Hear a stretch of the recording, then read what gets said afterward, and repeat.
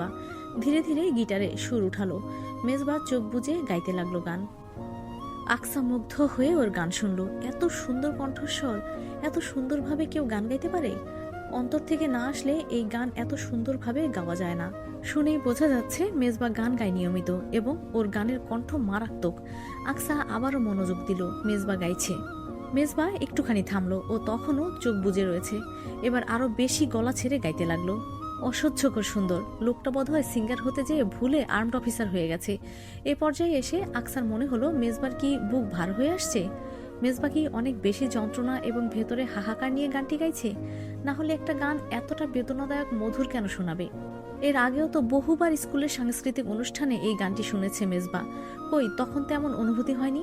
হঠাৎ করে আকসা বোধ করলো গানটি আজ অনেক কথা বলে দিতে চাইছে, যেন যেন মেজবার ভেতরকার যন্ত্রণা উপলব্ধি করাতে চাচ্ছে। মনে হচ্ছে যেন মেজবার জীবনে অনেক সংগ্রাম, অনেক বেশি হাহাকার। মানুষ কি তার জীবনের সকল দুঃখ কষ্ট যন্ত্রণা গানের মাধ্যমে উন্মুক্ত করে দিতে পারে? আকসার বাসায় আজ কলি এসেছে। হঠাৎ কলিকে নিজ বাড়িতে বলা নেই কওয়া নেই উপস্থিত হতে দেখে আকসা বেশ অবাক হলো। ওকে সোফায় টেনে বসে জিজ্ঞেস করলো, তুই হঠাৎ? কেন আসতে পারি না? অবশ্যই আসতে পারিস, কিন্তু না বলে কয়ে তো আসিস না কখনো। তাছাড়াও তোকে তো দূরবীন দিয়েও সহজে খুঁজে পাওয়া যায় না, তাই এমন আচানক দেখে অবাক হলাম। কলি বলল, আসলে আন্টি আমাকে ডেকেছে। আন্টি ডেকেছে মানে? আম্মু কেন তোকে ডাকবে? আন্টি কল দিয়েছিল আমাকে, বলল কি একটা জরুরি কাজ আছে, আমাকে আসতে হবে, তাই সকাল সকাল চলে এলাম। কারণটা কি? আকসা পুরো কথা শেষ করার আগেই আয়শা বেগম ড্রয়িং রুমে এসে কলিকে দেখে বললেন, ও তুই চলে এসেছিস মা, বস, আমি চা নাস্তা নিয়ে আসি। আয়শা বেগম রান্নাঘরে চলে গেলেন। আকসা কলির কাছে ঘেঁষে ফিসফিসিয়ে বলে উঠল, আম্মু কেন ডেকেছে রে তোকে? কারণটা তো জানি না। আন্টি বলল আসার পরে জানাবে। তোকে তো আম্মু এভাবে কখনো কল দিয়ে ডাকে না, তাই ব্যাপারটা কেমন অদ্ভুত ঠেকছে। আকসা চিন্তায় পড়লো, কি এমন কাজ যার জন্য এমন জরুরি তলব? এরই মধ্যে আয়শা বেগম ড্রয়িং রুমে আসলেন চা নাস্তা নিয়ে। টি টেবিলের ওপরে ট্রে রেখে সামনের সোফায় বসলেন। কলিকে জিজ্ঞেস করলেন, তারপর বল মা, দিনকাল কেমন চলছে? আলহামদুলিল্লাহ আন্টি, তোমরা সবাই কেমন আছো? এই তো বেশ আছি। তোর বাসার সবাই কেমন আছে রে? সবাই ভালো আছে। আয়শা বেগম চায়ের কাপে চিনি মিশিয়ে চামচ দিয়ে নাড়তে নাড়তে বললেন, তোর সাথে আমার কিছু কথা ছিল মা। জি আন্টি বলো, কি কথা? আমাদের বাসায় আজ মেহমান আসবে বুঝলি, আমার আকসাকে দেখতে আসবে। এখন কথা হচ্ছে, আকসার তো তেমন কোনো বোনও নেই যে ওর পাশে থাকবে, এই সময় ওকে সাহায্য করবে। ওর কাছের মানুষ বলতে শুধু তুই আছিস, ওর সাথে থাকিস সব সময়, ওকে বুঝিস ভালোভাবে। তুই একটু আজকের দিনটা আমাদের এখানে থেকে জামা, বিকালে বাসায় চলে যাস। আমাদের আত্মীয় স্বজনেরা বিকালের আগে আসবেন কয়জন, কিন্তু এখানে তো বলতে গেলে আমি একা মানুষ, ইরফানের আব্বুও নেই দেশে, একা হাতে সবকিছু সামলানো খুব কষ্টকর হয়ে যাবে। তুই আকসার সাথে থাকলে তবু সাহায্য হতো কিছু। কলি এবার নড়ে চড়ে বসে বলল, ও এই কথা আন্টি, কোনো সমস্যা নেই। আমি তো ভাবতেই পারিনি আকসাকে দেখতে আসবে আজ। আপনি চিন্তা করবেন না, আমি আকসার সাথে থেকে ওকে তৈরি করিয়ে দিব, সবকিছু ঠিকঠাক মতো হবে, নিশ্চিন্তে থাকুন। আয়শা বেগম একটু চিন্তামুক্ত হলেন। গতকাল থেকেই এ নিয়ে চিন্তায় চিন্তায় তার রাতের ঘুম হারাম হয়ে গেছে। তার আত্মীয়রাও বেশিরভাগ দূরেই থাকে, তেমন কেউ কাছাকাছি নেই যে জরুরি তলবে এসে তাকে সাহায্য করতে পারবে।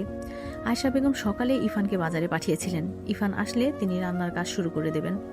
আয়শা বেগম কলিকে বললেন, না হলে তুই ওকে নিয়ে ঘরে জামা, দুপুরের পর রেডি করিয়ে দিস। আকসা পুরো ঘরময় পায়চারি করছে আর দাঁত দিয়ে নখ কাটছে। কলি বিছানার উপর বসে একটার পর একটা বিস্কুট খাচ্ছিল। আকসাকে চিন্তিত দেখে প্রশ্ন করলো, তোর কি হয়েছে রে দোস্ত, এমন দার্শনিক হয়ে গিয়েছিস কেন? কলির কথা শুনে আকসা চট করে এসে বিছানার উপর বসে বলল, ভাবছি। কি ভাবছিস? হঠাৎ আমাকে দেখতে আসবে কেন? দেখতে কেন আসে তুই জানিস না? জানবো না কেন, অবশ্যই জানি, তবে কথা হচ্ছে এমন হুট করে হচ্ছে কেন সবকিছু? আম্মু তো আমাকে আগে কিছু বলেনি, তার হাব ভাব দেখেও কোনো কিছু আন্দাজ করতে পারিনি, একদম স্বাভাবিক ছিল। কিন্তু কারা দেখতে আসছে, ছেলেকে, এসব কিছুই তো জানি না। কলি বলল, তুই বরং এক কাজ কর, আন্টিকে গিয়ে জিজ্ঞেস কর। আকসা কপট বিরোধ করে বলল, ধুর, কি যে বলিস না, আম্মুকে কি সবকিছু জিজ্ঞাসা করা যায় নাকি? কি না কি ভেবে বসবে।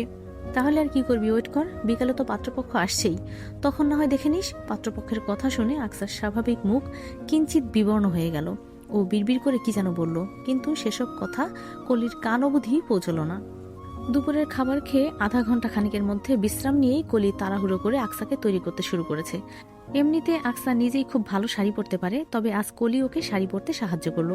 তাড়াহুড়ো করা হচ্ছে খুব, মেহমান নাকি আর আধ ঘন্টার মধ্যেই চলে আসবে। আকসা দাঁড়িয়েছিল, কলি ওর শাড়ির কুচি ঠিক করে দিচ্ছিল বসে বসে।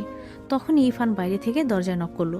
ভাইকে দেখে আকসা ভেতরে আসতে বলল। ইফান ভেতরে প্রবেশ করতেই দেখলো ওর হাতে একটা বেলি ফুলের খোপার গাছটা। সাধারণত ইফান প্রায়ই তার ছোট বোনকে ফুল কিনে দেয়। মানুষ প্রেমিকের কাছ থেকে ফুল পাওয়ার জন্য ছটফট করে, এদিকে আকসা তার ভাইয়ের নিকট হতে ফুল পাওয়ার জন্য মুখিয়ে থাকে। অন্যদিন ফুল দেখলে খুব বেশি উচ্ছ্বাসিত হতো ও, চট করে ভাইকে জড়িয়ে ধরে আই লাভ ইউ ভাইয়া বলে দিত। তবে আজ সেসব কিছুই ঘটল না। আকসার মুখের বলিরেখার ন্যূনতম কোনো পরিবর্তন ঘটল না, বরং আগের মতোই নীল বিবর্ণ হয়ে রইল।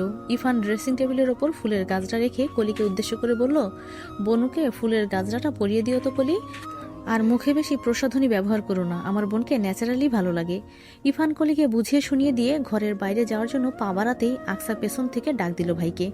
ইফান পেছনে ফিরে তাকাতেই আকসা ওকে জিজ্ঞেস করলো, হঠাৎ আমাকে দেখতে আসছে কেন?